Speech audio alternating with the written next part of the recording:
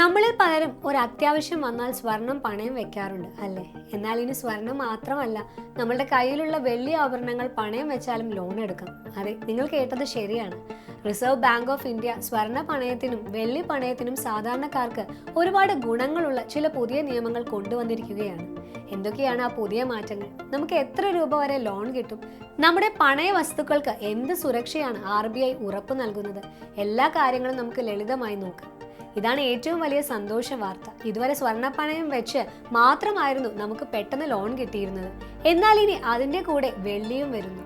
നമ്മുടെ കയ്യിലുള്ള എല്ലാ വെള്ളി ആഭരണങ്ങളും എന്തുമാകട്ടെ, ഇനി അതിന് പണയം വെച്ചാൽ ബാങ്കുകളിൽ നിന്നും മറ്റു ധനകാര്യ സ്ഥാപനങ്ങളിൽ നിന്നും ലോൺ എടുക്കാം. ഇത് സാധാരണക്കാർക്ക് വലിയൊരു ആശ്വാസമാകും. അടുത്ത പ്രധാന മാറ്റം നമുക്ക് കിട്ടുന്ന ലോണിന്റെ അളവിലാണ്. ഇതിനെ ലോൺ ടു വാല്യൂ എന്നാണ് പറയുന്നത്. അതായത് നിങ്ങളുടെ സ്വർണത്തിന്റെ മൂല്യത്തിന്റെ എത്ര ശതമാനം വരെ ലോൺ കിട്ടുമെന്നതാണ്. ഇതുവരെ നമ്മുടെ സ്വർണത്തിന്റെ വിലയുടെ 75% വരെയായിരുന്നു ലോണിനായി കിട്ടിയിരുന്നത്. എന്നാൽ പുതിയ നിയമം അനുസരിച്ച് അത് 85% ഉയർത്തിയിട്ടുണ്ട്. ഉദാഹരണത്തിന്, നിങ്ങളുടെ കയ്യിൽ 1 ലക്ഷം രൂപ വില മതിക്കുന്ന സ്വർണമുണ്ടെങ്കിൽ ഇതുവരെ 75,000 രൂപയായിരുന്നു പരമാവധി കിട്ടിയിരുന്നത്. ഇനി അത് 85,000 രൂപ വരെ കിട്ടും. ഒരാൾക്ക് എത്ര സ്വർണം വരെ പണയം വെക്കാം എന്നതിലും ഒരു കണക്കുണ്ട്. സ്വർണ്ണാഭരണങ്ങൾ ഒരാൾക്ക് 1 കിലോഗ്രാം വരെ പണയം വെക്കാം. സ്വർണ്ണ നാണയങ്ങൾ 50 ഗ്രാം വരെ പണയം വെക്കാം. വെള്ളി ആഭരണങ്ങൾ 10 കിലോഗ്രാം വരെ പണയം വെക്കാം.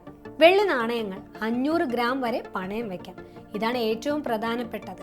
നമ്മൾ എല്ലാവരും അറിഞ്ഞിരിക്കേണ്ട ഒരു മാറ്റം. തിരികെ കിട്ടാൻ വൈകിയാൽ പിഴ.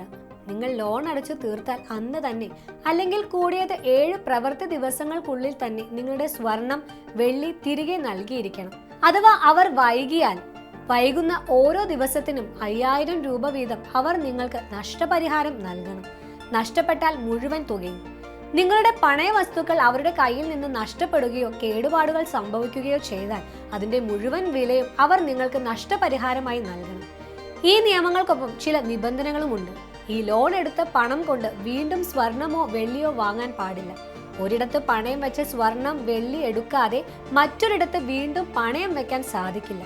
അപ്പോൾ RBIയുടെ ഈ പുതിയ നിയമങ്ങൾ സാധാരണക്കാർക്ക് വലിയൊരു സഹായമാണ്.